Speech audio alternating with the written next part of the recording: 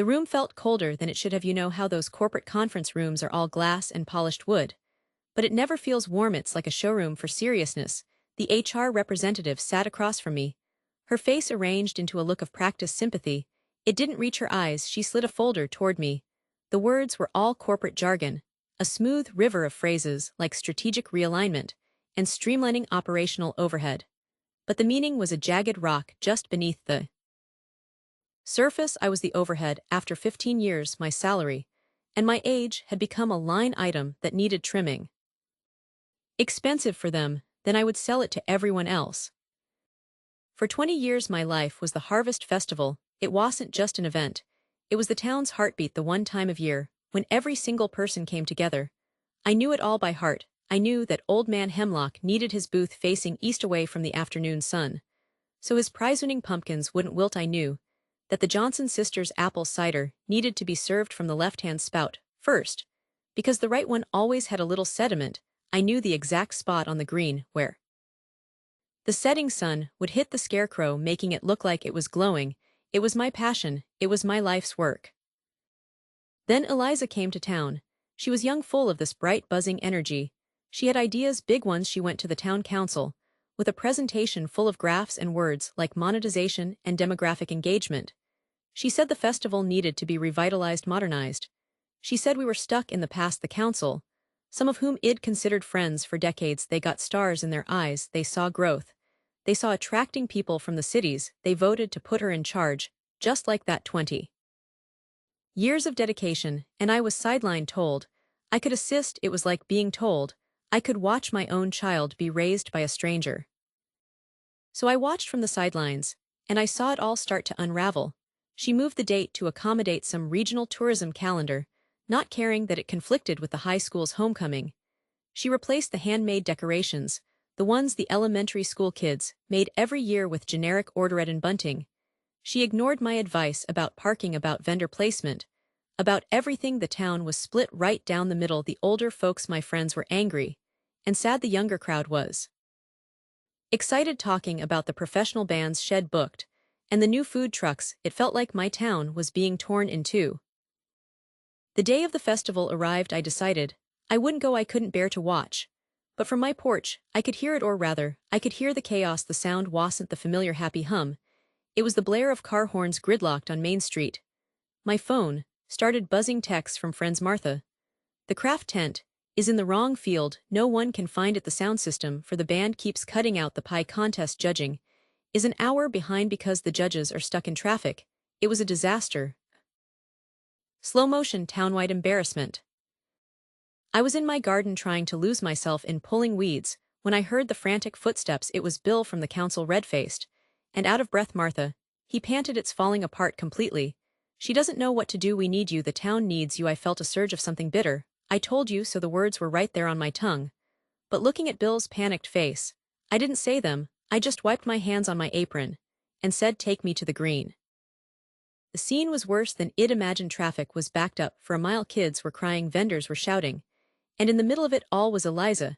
She wasn't the confident woman from the council meetings anymore. She was surrounded by a cloud of panic, her radio crackling with problems, her face pale.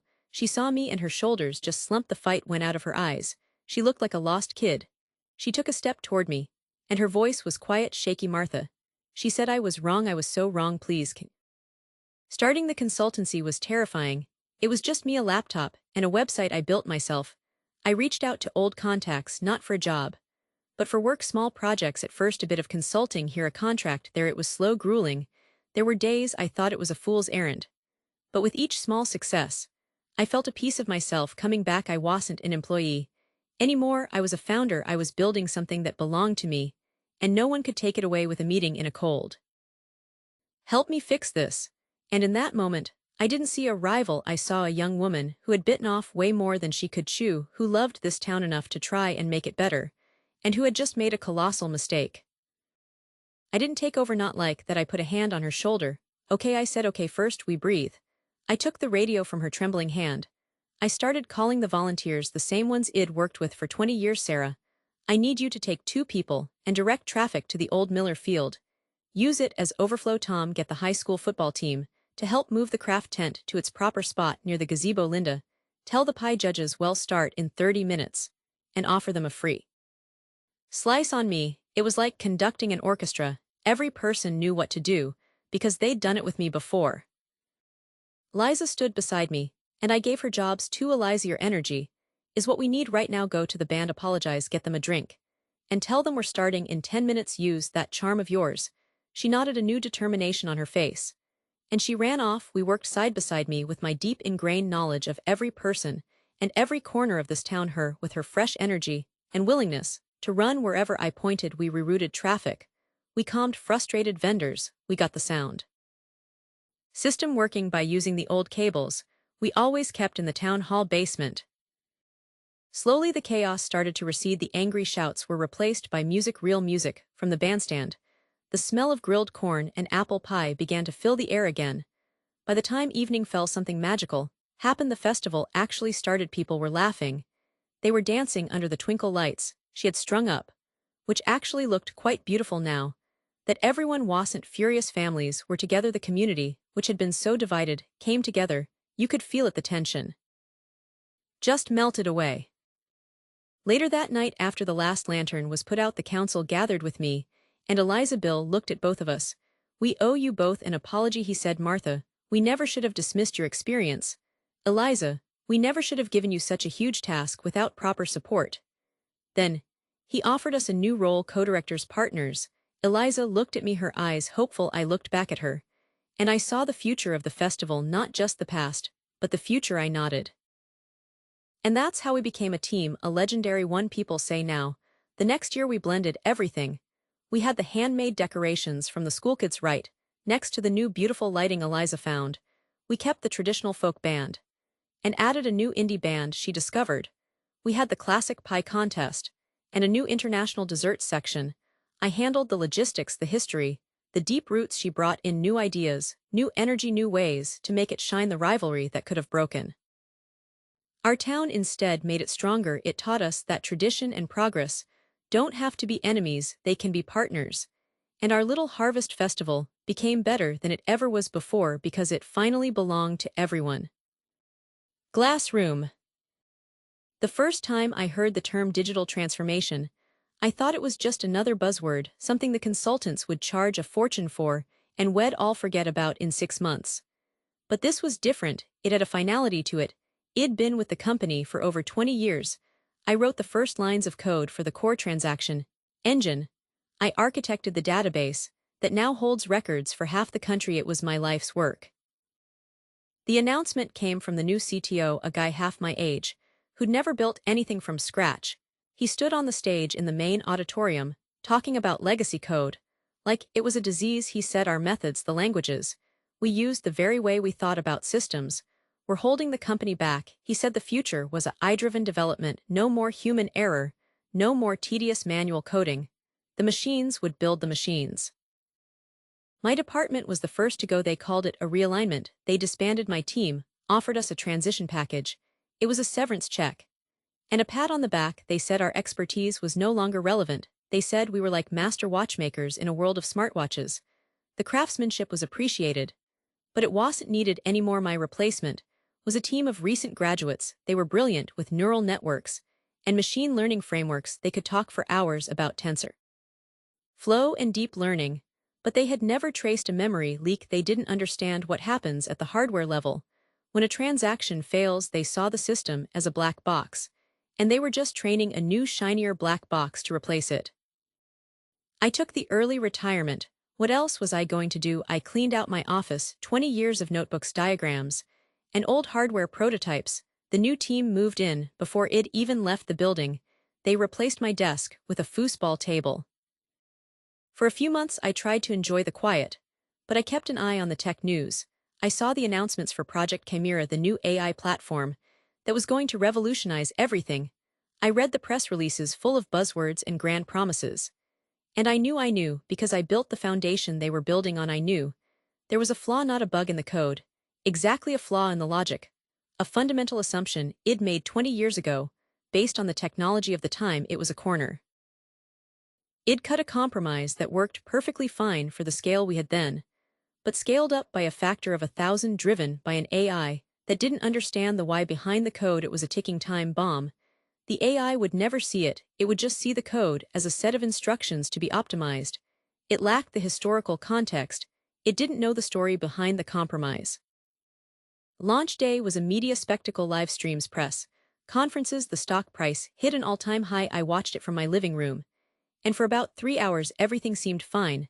Then the first error reports trickled in, a minor glitch. The commentators said teething problems. Then the transaction failures started, not a trickle, a flood.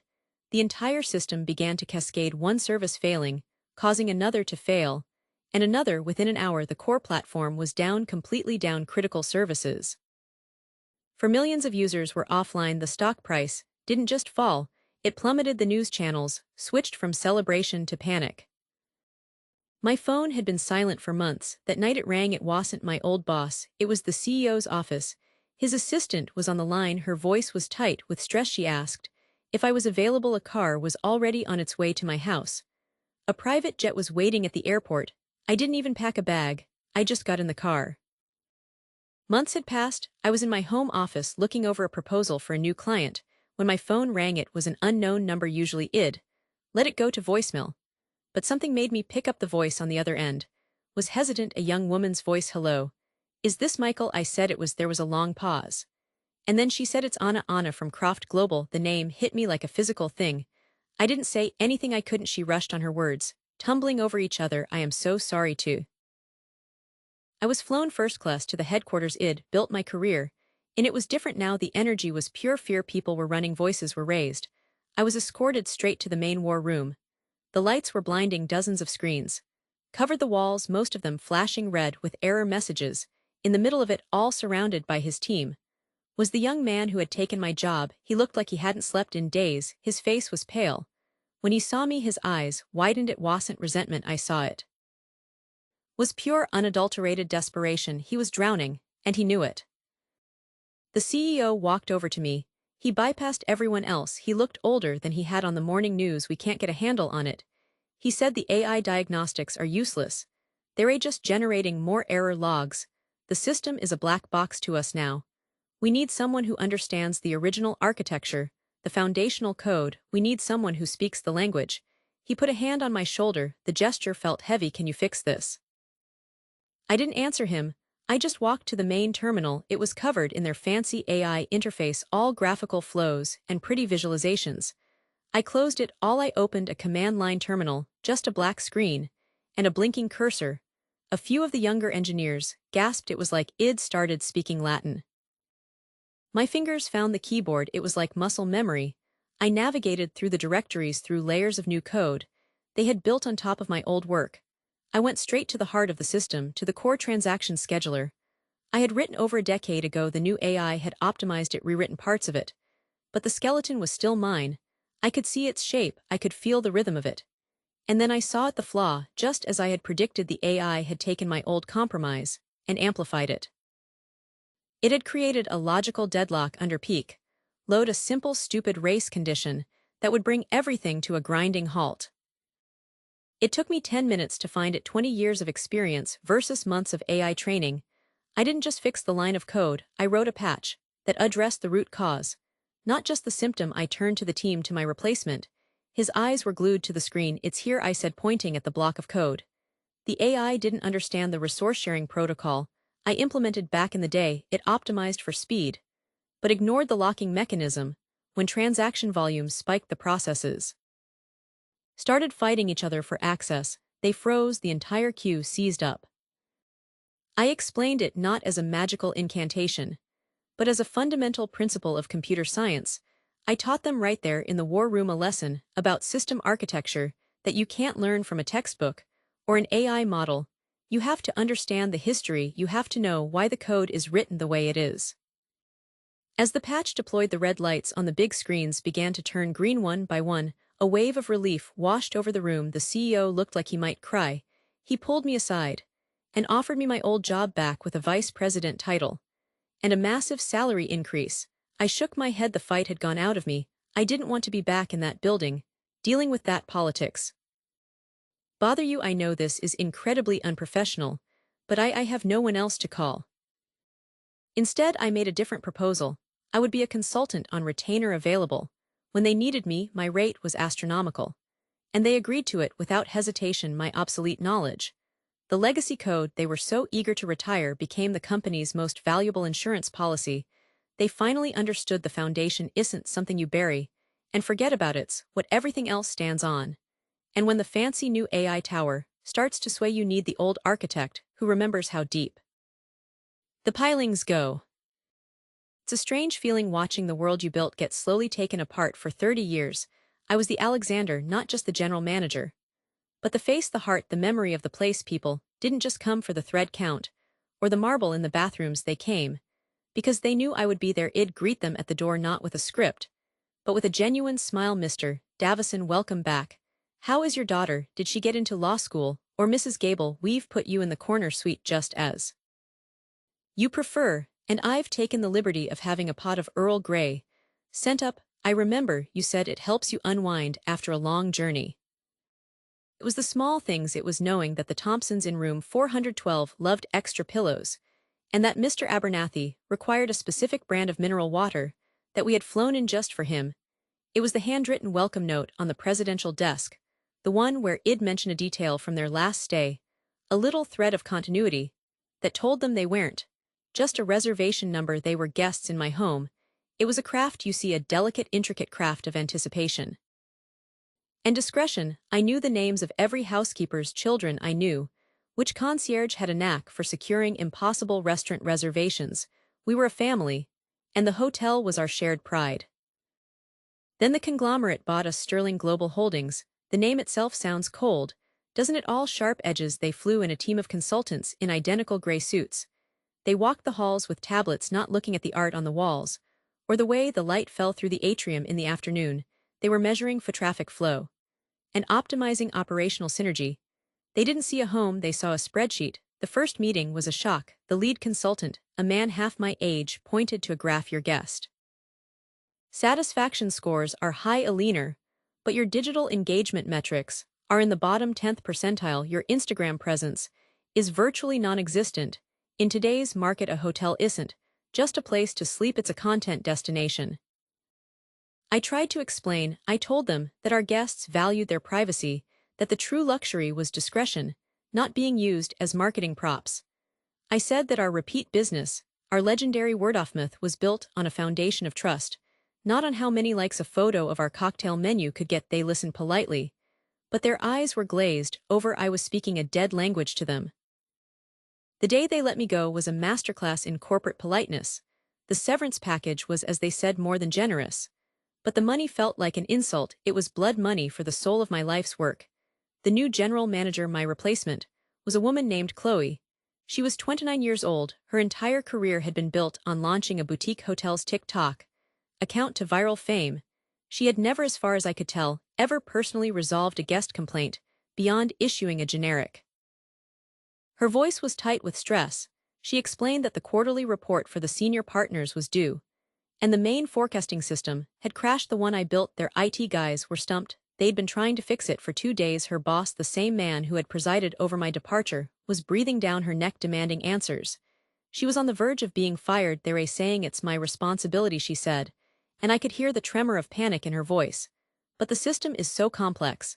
And the coupon code, her expertise was filters and hashtags, not human faces, and their unspoken needs. The first few months after I left were a quiet agony. I'd get texts from my old staff. The ones who had stayed. Morale was plummeting. The handwritten notes were replaced by QR codes. The warm welcomes were now automated kiosks. Chloe had implemented a policy. She called streamlined arrival. Guests would get a text message with a digital key. They could bypass the front desk entirely. It was efficient, she said. It was also deeply impersonal. Longtime patrons, the ones who had been coming for decades, felt confused and unwelcome. They'd come to the desk, looking for a familiar face, only to be greeted by a young staffer who referred to them by their reservation number. But where is Alina? They'd ask. The staff were instructed to say I had pursued other opportunities.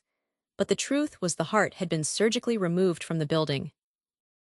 I heard about the regulars who stopped coming, the Davisons, the Gables, the Abernathys. They found smaller, family-run places that still understood the old ways. The hotel's Instagram, however, was a triumph. Every photo was perfectly curated, the lighting was flawless, the compositions were breathtaking, the Alexander life was trending. But the comments from actual guests told a different story. Beautiful pool. But the service was slow, gorgeous lobby. But the room felt cold. Chloe was measuring success.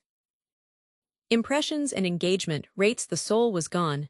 And the 5-star reviews started to dip, replaced by a tide of 3-star comments that all said the same thing in different words: it lacks the personal touch it once had. Then came the night of the meltdown. I was at home reading when my phone started blowing up. First, it was a few texts from former colleagues. You won't believe what's happening.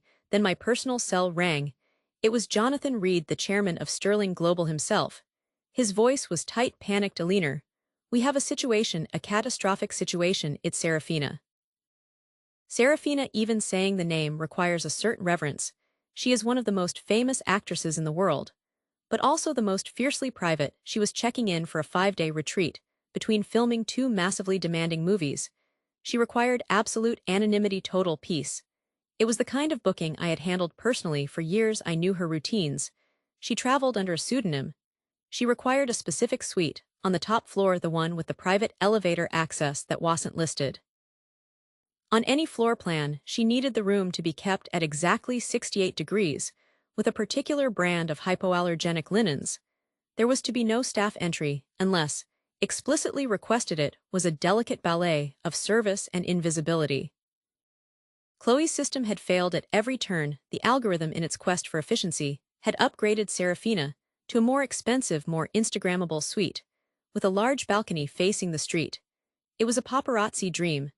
The private elevator was undergoing a scheduled upgrade that Chloe had approved, seeing it as a minor logistical issue, a well-meaning but poorly trained bellhop eager to score a social media win for the hotel had recognized Serafina and tweeted a blurry photo of her arrival, instantly blowing her cover. By the time she got to her incorrect exposed room, a small crowd of photographers had gathered on the street.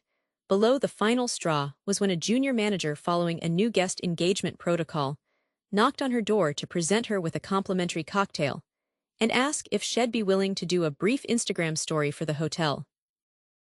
Documentation is, well, it's not great. I think you were the only one who really understood it. That's when she broke the stress, the invasion, the complete collapse of the sanctuary she had paid for and expected. It all came pouring out.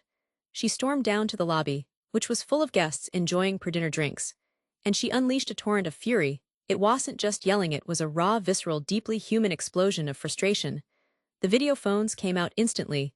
This was going viral, but not in the way Chloe had ever wanted. It was a PR nightmare of the highest order. And in the middle of her tirade, she screamed the words that would change everything. She pointed a trembling finger at Chloe, who was standing there pale and utterly paralyzed. And she yelled, "You have no idea what you're doing. This is a travesty. I want to speak to Alina. Where is Alina? Get me Alina right now." That's when Jonathan Reed called me. He was practically begging. "Alina, name your price. Just come fix this, please." I didn't go for the price. I went for Serafina. I went for the principal. I arrived at the hotel within 20 minutes. The scene in the lobby was tense. A small crowd was being gently ushered away by flustered staff. Serafina was standing by the grand piano, arms crossed, radiating a fury that could scorch earth. Chloe was hovering a few feet away, looking like a ghost. I walked in, and you could feel the atmosphere shift. The old staff stood a little taller. I went straight to Serafina. I didn't apologize profusely. I didn't make excuses. I simply looked her in the eye, and in a calm, steady voice, I said, "Miss Jones," using her pseudonym, "please accept my deepest personal apologies. Let's get you somewhere quiet immediately." I didn't wait for a response. I turned and led the way. I personally took her up in the service elevator, the one I knew the paparazzi didn't know about. I had already called ahead. We entered the correct suite. It was perfect. The temperature was exactly 68 degrees. The lights were low. A bottle of her favorite vintage of Krug was chilling in a silver bucket, next to a single perfect crystal flute. There were no flowers, because I knew she was allergic to pollen. The correct linens were on the bed. She stood in the center of the room, and the fight just drained out of her. She looked at me, and her eyes welled up, not with anger anymore, but with a kind of relieved exhaustion. "They moved the Mattis print," she said softly, pointing to a small drawing on the wall that had been in the other suite. "I hate that one. It's too busy." "I know," I said. "This is the sergeant," much more serene. I poured her a glass of champagne and handed it to her. I didn't speak. I just gave her the space to decompress for 10 minutes. She talked about the pressure, the invasion of privacy, the feeling of being a product instead of a person. I listened, I didn't take notes, I didn't look at my phone. I just listened. It was a human connection, simple and profound. When she finished, she finally took a sip of the champagne. Thank you, Alina. She said, no one listens like you do. The crisis was over. The viral videos would still be out there. But the story would now have a different ending. The story would be about how the Alexander, and more importantly Alina, had personally saved the day, with grace and old-fashioned service. My first feeling was a pure, unadulterated surge of satisfaction. It was schadenfreude, as sweet and sharp as a glass of cold lemonade on a hot day. They were failing. The machine I built had rejected its new operator. The younger, cheaper model couldn't handle it. I had every right to hang up, to say I am sorry, that's not my problem anymore, and cradle that feeling of victory. I could picture the chaos over there. It was a beautiful picture. I found Chloe waiting for me in the hallway. She looked like a different person. The arrogance, the digital confidence was completely gone. She was humbled. How did you do that? She asked. I had no idea about the print. I had no idea about the service elevator. I didn't fire her. I didn't reclaim my old office. That chapter was closed. Instead, I looked at her and saw not an enemy, but a student of the wrong teacher. Chloe, I said, your Instagram page is beautiful. It really is. But it's just the menu, it's not the meal. The meal is the look in a guest's eye when they feel truly understood. The meal is the trust you build one quiet moment at a time. Your technology, your algorithms, they should be the tools. They should help you remember that Mr. Davison's daughter got into law school. They should flag a guest's preference for Earl Grey. But they can never replace the hand that pours the tea. They can never replace the eye contact, the tone of voice, the instinct that tells you when to speak and when to be silent. True luxury isn't about what looks good on camera, it's about what feels right in the soul. I spent the rest of the evening with her, walking her through the hotel, not as a set of metrics, but as a living entity. I showed her the secret nooks, introduced her to the longtime staff members by name, and asked about their families. I taught her how to read a room, how to sense a guest's mood from 20 paces. It was a single night of training. But I saw a light go on behind her eyes. The shake-up wasn't about replacing one manager with another, it was about integrating two worlds. I left the hotel that night knowing it would never be the same as it was.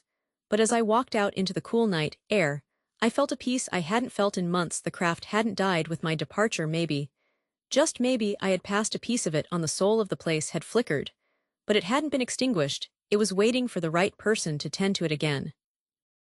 I remember the first day Clara stepped into my studio. The air was thick with the smell of raw linen and drying paste. She was clutching a portfolio bag that was more repair tape than original material, her knuckles white.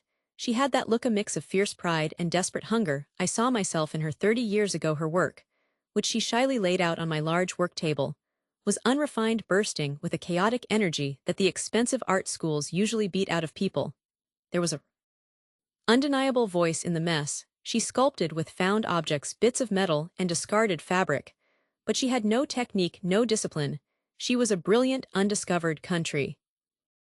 I gave her a job, my assistant. It started with stretching canvases and mixing pigments, but quickly became so much more. I taught her everything, the way I dye my textiles, to achieve that deep volcanic color, the secret chemical bath I used to make silk stiffen like bone, how to build an armature that can hold the weight of sorrow. I opened my world to her.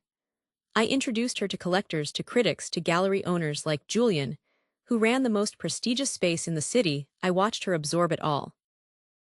Her own work beginning to transform. It was still hers, that raw core was there, but now it was filtered through a new language I had given her. It was magnificent to watch a flower opening in fast motion. The idea for the joint show at Julian's gallery was mind symbiosis. I wanted to call it a celebration of the dialogue between master and apprentice. I envisioned my larger, more established pieces in conversation with her fresh, provocative responses. I told her about it over tea one afternoon. I was so proud, so excited to give her this platform. She cried. She said I had given her everything. She called me her savior. I felt like a mother hen finally pushing her brightest chick out of the nest.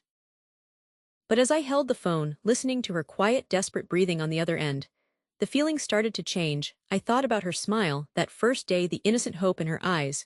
She wasn't the enemy. She was just a pawn, same as I had been. She was caught in the same machine. My bitterness was aimed at the architects, not the furniture. I took a slow breath, the anger dissolved, replaced by something else, a quiet confidence, a sense of scale. This wasn't about winning a small battle against a former colleague. This was onto the most beautiful branch. The phone call from Julian came on a Tuesday morning. I was working on a new piece, my hands covered in blue clay. His voice was clipped, awkward. He said there had been a change of plans. He said that after extensive discussions with Clara, the gallery had decided to move in a new direction. He used words like current and zeitgeist. He said my work, while historically significant, no longer fit the evolving narrative of the space. I remember the clay drying on my fingers, cracking. I felt dizzy. I asked about our show, about symbiosis. There was a long pause. He said Clara had presented a compelling new body of work, a complete collection she called Echoes. She had convinced him that a solo exhibition would make a stronger statement, that a joint show would dilute her impact. My protégée, the girl I taught to tie a proper knot, she had gone behind my back and expertly surgically cut me out of my own life. The betrayal was a physical blow. It wasn't just the career setback, the humiliation of being dropped by my own gallery. It was the personal evisceration. The notes she had taken, the conversations we had about my doubts and fears, my own artistic struggles, had weaponized them. She had told Julian I was past my prime, that I was repeating myself. She had taken my vulnerabilities and sold them as her own insights. The art world is a small, vicious pond. The buzz was instantaneous, whispers at openings, pitying looks. The story was too juicy not to spread. The old master overthrown by her young creation. It felt like a daughter I never had decided to burn down the family home for the insurance money. Her show Echoes opened a month later. I didn't go, but I read the reviews. They were mixed. Some praised her audacity and raw power, but the more astute critics saw it. One wrote, while technically proficient, the work feels derivative, lacking the foundational heart that supposedly inspires it. It's a performance in echo. Without a source, the words should have felt like vindication. They didn't, they just felt sad. She had the spotlight, but she was standing in it, alone, singing a song shed only learned by ear. Then came the news a week after the opening, a phone call in the dead of night. It was a journalist of all people asking for a comment. Clara had been arrested in a bizarre and desperate act. She had tried to break into a private storage facility, not to steal money or valuables. She was caught trying to take one of my earliest textile sculptures, a piece called Anchorite, from a crate in my own rented unit. The security footage, they said, showed her frantically trying to pry the lid open with a crowbar. The humiliation was complete. Her career was incinerated overnight. She went from being the next big thing to a cautionary tale, a punchline, a thief who stole a style, then tried to steal the original. The phone rang a few days later. I almost didn't answer. It was the call from the county jail. There was a long silence on the other end, filled only by ragged breathing. Then a sob so broken it was barely human. Her voice was a shred of itself. I am so sorry. She whispered, the words dissolving into static. I am so sorry, I lost myself. I stood there, the receiver pressed to my ear, listening to the hollow sound of her weeping. All my anger, my sense of betrayal, it just dissolved. It was washed away by a flood of something else, pity, a deep aching sorrow. I didn't see a rival anymore. I saw a terrified young woman curled up on a cot in a cold cell. She hadn't been trying to steal a sculpture to sell it. She was trying to steal back a ghost. She was trying to grab onto the one thing she thought was real, the source, because the echo she had created had about demonstrating what real value looked like turned out to be hollow. I went to see her. She sat across from me, dressed in a drab jumpsuit, her eyes hollow. She couldn't look at me. She just stared at her hands twisting in her lap. She told me everything, the pressure she felt after the show was announced, the fear that she couldn't live up to the hype she had created for herself, the jealousy that started as a tiny seed, watching me work, seeing the ease with which I inhabited a world she had to fight to enter. The gallery owner, Julian, had flattered her, preyed on that insecurity. He whispered that she was the future, that I was the past. She said the more she lied, the more she built herself up by tearing me down, the more empty she felt. She said Echoes was the perfect title, because by the opening night, she was just a shell making no sound of her own. Taking the sculpture was a madness. She said she thought if she could just hold Anchorite, the piece that first made her love my work, she might remember who she was supposed to be. I didn't say much, I just listened, and in that sterile visiting room, I understood something. I had been a good teacher of art, but I had failed as a teacher of character. I had shown her how to create beauty, but I hadn't prepared her for the ugliness of the world that sells it. I had nurtured the talent, but neglected the person. I left the jail and went straight to Julian's gallery. He was nervous, expecting my wrath, but I didn't give it to him. Instead of demanding my spot back or publicly shaming him, I talked about compassion. I spoke about the toxic environment we cultivate where young artists are chewed up and spat out for a headline. I talked about rehabilitation. Then I went to the authorities. I refused to press charges for the attempted theft. I spoke to the judge not as a victim, but as her mentor, advocating path that wouldn't destroy her life. I argued for community service, for counseling, for a chance at redemption. The gallery show wasn't reinstated. My reputation was slowly repaired, but it was different. I had lost something intangible in the scandal, but I gained something else. Clara was given a suspended sentence. She left the city for a while. We don't speak often. The relationship is fragile, a delicate sculpture we are both afraid to touch. But she sends me letters, sometimes not emails, handwritten letters. And she started making art again, small things, simple things. She's not trying to be an echo anymore, she's finding her own voice. And I realized, sitting in my studio, reading one of her letters, that an artist's legacy isn't just the work they leave behind in galleries. It's not about the shows you score, or the prices your pieces command. The most difficult masterpiece, the one that requires the most courage and the most skill, isn't made of clay or cloth. It's an act of grace. It's the sculpture of a second chance. And that, I finally understand, is the only work that truly lasts. I remember looking at my reflection in the glass wall. I saw a man in his late 50s, a good suit of face that had learned to look confident in meetings. But in that moment, I just looked tired. The final twist was when she mentioned my replacement would be starting immediately. They'd already hired her. As if my chair needed to be warm the second I stood up from it. They asked me to help with the transition, to hand over my files. The walk back to my desk was the longest of my life. It wasn't a walk, it was a... I told her to take a deep breath. I asked her to describe the exact error message. She read it to me, her voice shaky. It was a simple database corruption, a known issue from a specific type of improper shutdown. I had built a repair script for it years ago, tucked away in a hidden directory. I walked her through it step by step. Open the command prompt, navigate to the S drive, look for a folder called Admin Utilities. I could hear the click of her keyboard. It's there. She whispered, surprised. Now run the file called DB Fixbet. A few more keystrokes, a moment of silence, then a soft, astonished gasp. It's working. The progress bar is moving. Michael, it's working. The relief in her voice was palpable. It was like I could feel the weight lifting off her shoulders through the phone line. She was quiet for a moment. And then she said, thank you, that's not enough. But thank you, you just saved my job. Then she said something I didn't expect. What they did to you, it was wrong. I see that now. This whole place, it runs on the work you did. They never appreciated what they had. There was a genuine respect in her tone I hadn't heard from anyone at that company in years. That single phone call changed everything. Anna, immensely grateful, didn't just thank me, she became my biggest advocate. She started discreetly referring her contacts to me when they had issues outside her company's scope. She became my first retainer client, paying me a monthly fee for on-call expertise. The very company that cast me out was now indirectly funding my new venture. The irony was perfect. I realized then that I had been thinking about power all wrong. I thought it was in the title on the door, the size of the office, the approval of the board. But that's just borrowed power. They can give it, and they can take it away. Real power is what you carry with you. It's in the knowledge you hold, the problems you can solve, the calm you can bring to a crisis. True value isn't a line item on a budget sheet. It's an imprint you leave on a system, on the people you teach, on the work you do. They replaced me with a younger woman. But they couldn't replace the mind that built the foundation they were still standing on. And in the end, by choosing to help instead of hurt, I didn't just get vindication. I found something better. I found freedom.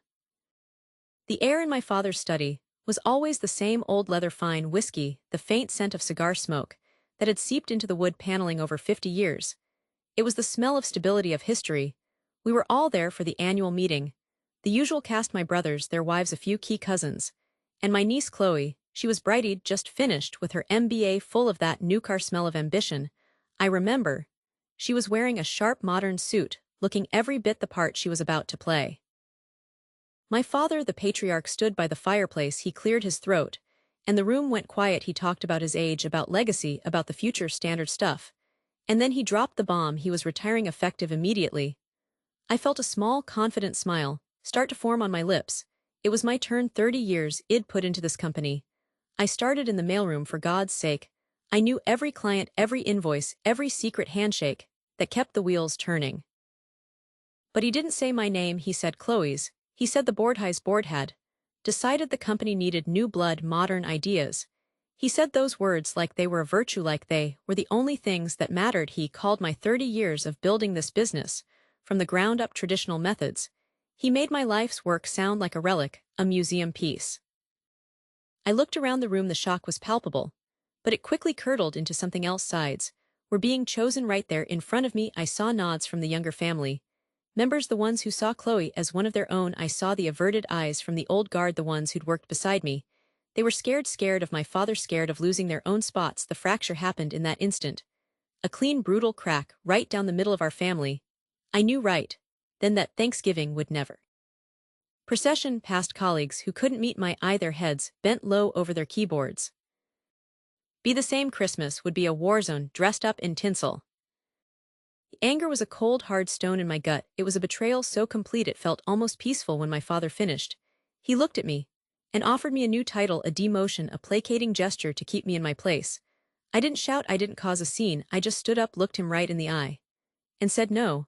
I said I wouldn't stay to watch something my grandfather built be torn apart by spreadsheet theories and buzzwords. I resigned on the spot. I walked out of that study, and I walked out of the family business.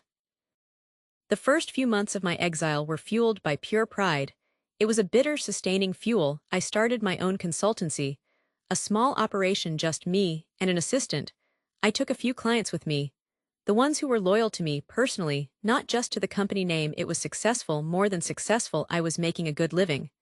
But there was no satisfaction in it. It was just work. There was no soul, no history in the walls. And I watched, of course, I'd hear things through the industry grapevine. Sales were down, morale was terrible. They lost the Johnson account, a client I'd personally nursed through 3 recessions. I read a business journal article that mentioned their rocky transition to new leadership. Every piece of bad news was a little spike of vindication. See, I told you so. But the feeling never lasted. It was always followed by a deep, aching sadness.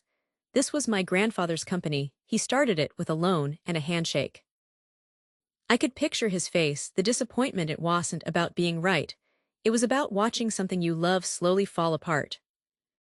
The conflict was constant. My phone would ring. It would be my brother or my mother begging me to just talk to my father, to come back and help. They'd say the family was falling apart, and part of me wanted to, but the pride was a fortress I'd built around myself, and I refused to be the one to break down the walls. I had told them this would happen, let them deal with the consequences. The call came late on a Tuesday night. I was going over ledgers for my own business. The phone lit up with her name, Chloe. I almost didn't answer. What could she possibly have to say to me? But curiosity, or maybe something else, made me pick up. Her voice was thin, tight, with a panic I recognized immediately. It wasn't the polished, confident tone she used in the boardroom. This was raw fear. She didn't waste time with pleasantries. Aunt Sarah, she said. And her voice cracked on the word. Aunt, it's Mercer Industries. They're pulling the contract. They're walking. They gave us 48 hours notice. Mercer, the biggest client, the account I'd handled for 15 years. Old man. Mercer trusted me. He didn't trust a company. He trusted a person. I knew about his daughter's wedding, his wife's illness, the way he liked his reports formatted. I knew him. And there she was, Anna, standing by what had been my desk, so young, bright-eyed, with a nervous, eager energy. She smiled at me, a genuine, hopeful smile. She had no idea she thought she'd earned this, that she was the best candidate. She didn't know. She was just the cheaper model. Helping her pack my things into a single cardboard box was a special kind of humiliation. 15 years of my life, of late nights and early mornings, of projects launched and problems solved, all reduced to a box of trinkets and a handful. Chloe was talking fast, her words tumbling over each other. She said she'd tried everything. She'd presented new models, efficiency projections, a whole deck of MB operative solutions. He listened politely, and then told her he was leaving. She said the staff was on the verge of mutiny. They were looking at her like she was an imposter. And then she said the words I never thought I'd hear from her. My theories, they're useless for this. They're just words on paper.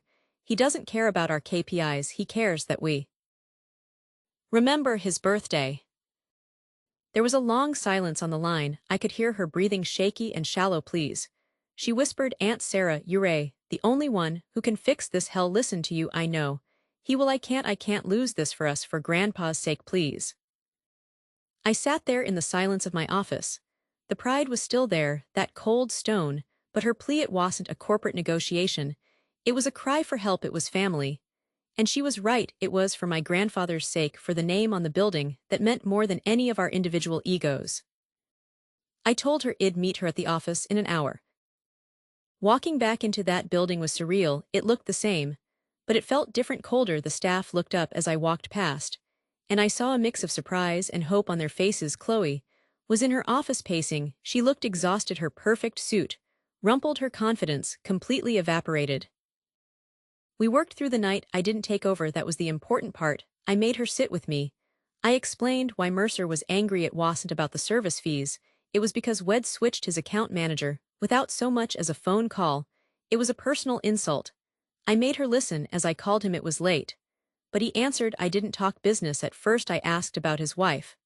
I apologized for the oversight. I treated him like a human being. Chloe watched, and I saw a dawning understanding in her eyes.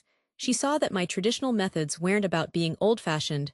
They were about relationships. They were about trust built over years, brick by brick. Her theories were the blueprint, but my experience was the foundation. We saved the account. It was a tense 48 hours, but we did it in the quiet. After the storm, we sat in her office with coffee. The sun was coming up. She looked at me, and for the first time there was no defensiveness, no competition, just respect. "I never understood," she said softly. "I thought I could run this place from a textbook. I thought your way was a liability.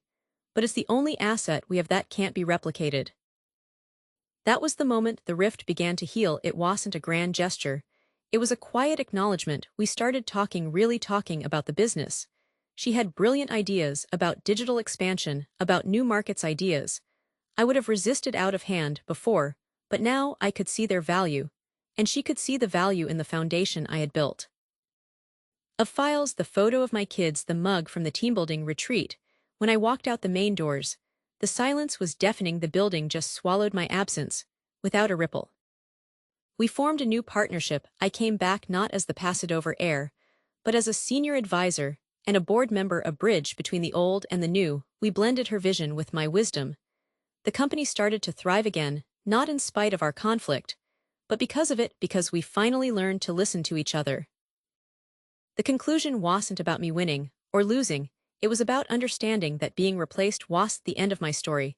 With the company, it was the beginning of a different, better role. My pride had told me that stepping aside was a defeat, but I was wrong. Letting go was the first step toward building something stronger with the next generation.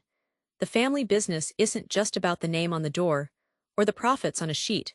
It's about the people. It's about knowing when to lead and knowing when to step back and advise. It's about realizing that legacy isn't a throne to be sat upon, but a story to be passed down, with each generation adding its own chapter. And sometimes the most important chapter is the one where you learn that family and the legacy you protect together is so much more important than pride. The call came on a Tuesday morning. My director, Sarah, asked me to come to her office. I thought it was about the new brand guidelines I'd been working on for weeks. I was proud of that work. It was clean, sophisticated, built on a foundation of solid typography and a color palette that felt both modern and timeless. I had my notebook with me, ready to talk about Pantone swatches. But Sarah wasn't alone. A woman from HR was there, sitting stiffly in the chair next to the window. And Sarah's face, it was all wrong. It was that mix of pity and corporate resolve. She didn't let me sit down. She just started talking about market analytics and shifting demographics. She used words like pivot and relevance and Gen Z alignment. I remember my hand tightening around the strap of my bag. Then she got to the point. She said my recent work, while technically proficient, was no longer in sync with the brand's new direction. She called it stodgy, actually used that word, stodgy and out of touch. She said the company needed a fresh, viral energy. And that's when she told me about my replacement. Her name was Chloe, a 24-year-old with a massive TikTok following. She'd been hired as the new lead creative visual director, a title I'd spent 15 years earning. Chloe had no formal training. Her entire portfolio was social media videos. Sarah said my portfolio, the one I'd built my career on, was now and I quote largely irrelevant. I didn't say anything. What was there to say? The HR woman slid a folder across the desk. Severance papers. They'd already packed my things. A single box was waiting for me at the security desk. I walked out of that building feeling like I'd been hollowed out. My artistic identity, the thing I thought was my anchor, had just been declared obsolete. For the first few weeks I avoided looking at the brand's social media. It felt too much like picking at a wound. But curiosity is a cruel thing. One afternoon I finally caved. I pulled up their Instagram, and my heart just sank. It wasn't just bad, it was a train wreck. The new campaign was a series of garish, hypersaturated videos, with seizure-inducing transitions. The typography was a crime against legibility. They'd used a different clashing font for every single word. The whole thing looked cheap. Desperate. The first few weeks were a strange mix of freedom and panic. I updated my resume for the first time in a decade. I sent it out into the void to every company I could think of. The silence was the worst part, or sometimes the rejections would come back so quickly. It was clear no one had even read past my graduation date. You get a sense for these things. The interviews were worse. You sit across from someone half your age, and they're asking you where you see yourself in 5 years. They're looking at you. And it had gone viral all right, but the comment section was a bloodbath. People were roasting it. Memes were popping up everywhere comparing the new logo to a default font from a free editing app. Industry blogs were writing pieces with headlines like "Brand Excess Great Stumble." I saw the sales figures in a business journal. They'd plummeted. A part of me, a bitter small part, felt vindicated. See, this is what happens when you value followers over fundamentals. But a bigger part of me just felt profound sadness. This was a brand with a 100-year history. I had helped shape its visual voice for a decade. And now it was a laughingstock. It was like watching a beautiful old building get covered in cheap graffiti. It was about a month later when the direct message arrived. It was a Twitter DM from Chloe. The username was right there, with her millions of followers. My first instinct was to delete it. I assumed it was some kind of gloat, but I opened it, and what I read was nothing like what I expected. She was panicked. The message was a long, rambling paragraph full of typos. She said the hate online had got unbearable. She was receiving death threats. The company was blaming her entirely for the campaign's failure. They were threatening to sue her for damaging the brand. She said she hadn't slept in days. And then she wrote the sentence that completely disarmed me. She said, "I looked at your old work for the brand. It's so beautiful it feels real. I was wrong. I had no idea what I was doing. I am in way over my head." And then the ask, "I know, I have no right to ask this, but can you help me? Can you teach me?" I read that message 5 times. The anger I'd been clinging to just evaporated. It was replaced by something else, a strange sense of clarity. This wasn't a villain. This was a scared kid who'd been handed the keys to a sports car without ever taking a driving lesson. The rivalry I felt turned into something else entirely. Pity maybe, but also a flicker of opportunity.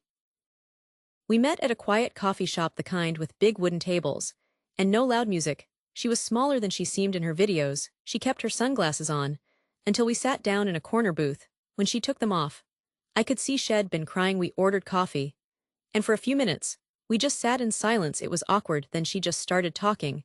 She told me about the pressure from the company to create something that would break the internet. She said they gave her no time, no budget for proper assets. They just expected magic to happen. Because she was an influencer, she admitted. She didn't know the first thing about kerning or layout grids or color theory. She'd just been pushing buttons in an app, following trends she saw other people doing. I asked her why she took the job. She looked down at her hands. She said, "Because it was a real job, not just making videos. I thought it was my chance to be a real artist." And I understood that the desire for legitimacy, it was the same desire that had fueled my entire career. So we started meeting regularly. I became her unofficial tutor. I didn't have a grand plan. We just started with the basics. I brought my old leather-bound sketchbook and a set of drafting pencils. I remember the first session. I drew a simple grid on a blank page. I told her, "This is your foundation. Everything sits on this. Without it, your design has no bones." She looked at it like it was a foreign language. But she listened. She took notes on her phone. Can see the calculation in their eyes. The number just doesn't fit their spreadsheet.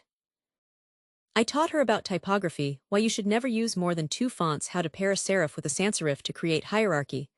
I showed her how to kern type properly, how to make the letters feel like they belong together. not just were placed next to each other.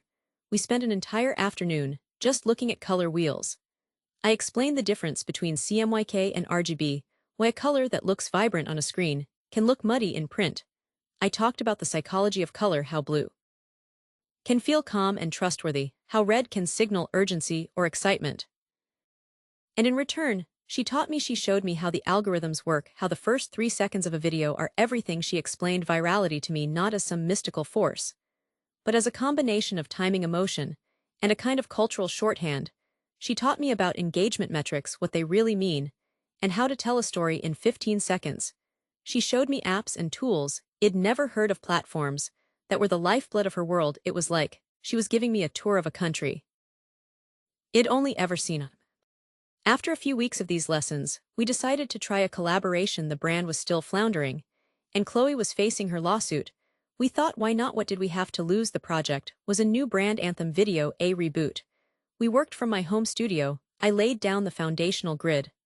I established a restrained, elegant color palette based on the brand's original heritage colors.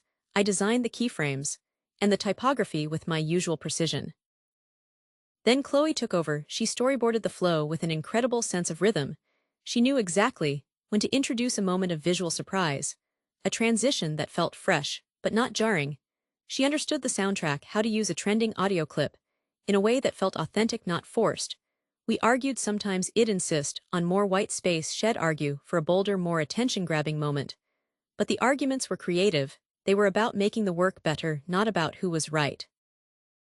The final product was something neither of us could have created alone. It had the weight and authority of my classic training, but it also had the energy and immediacy of her viral sensibility. The video was sleek, the typography was crisp and powerful, the colors were rich and sophisticated, but it moved with a modern, infectious pace. We posted it.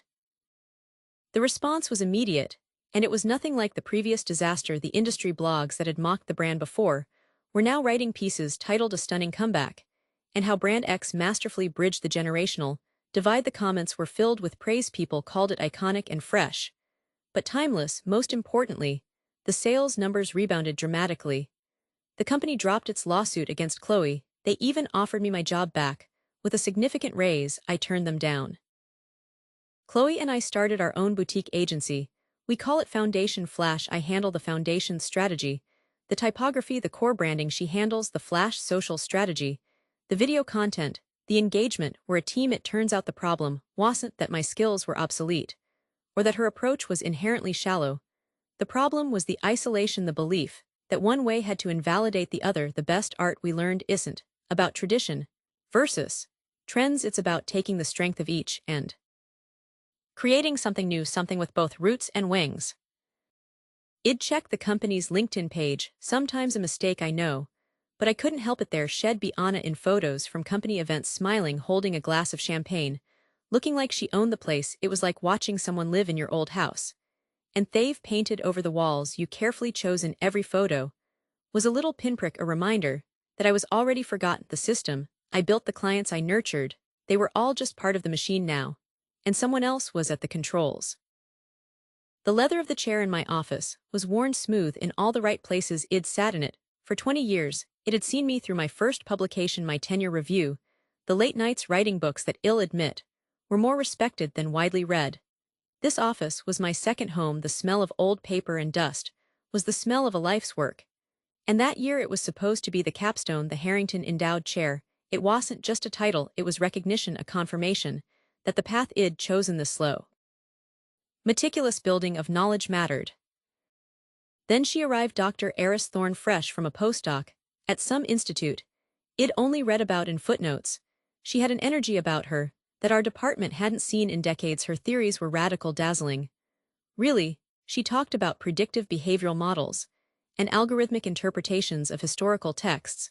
It was flashy. It was the future, or so everyone said. I watched my colleagues, people I'd shared coffee with for 20 years, hang on her every word. They were bored with my careful, evidence-based approach. My work was the foundation, they'd say, but hers was the skyscraper. It was a polite way of saying my time was over.